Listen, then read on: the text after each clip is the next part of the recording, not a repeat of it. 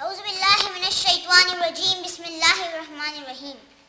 ټولو ښاغلو مشرانو ستړي مشئ، السلام علیکم.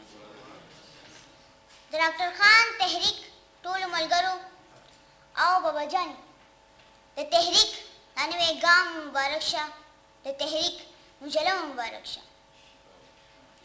ښاغلو مشرانو، موږ ستاسو ماشومان په تمه یو چې کله به زموږ په خاوره زموږ په پښتو ژبه کې بنیادي زده کړه رایج کېږي او تاسو به موږ خپلو ماشومانو ته مبارکي راکوئ.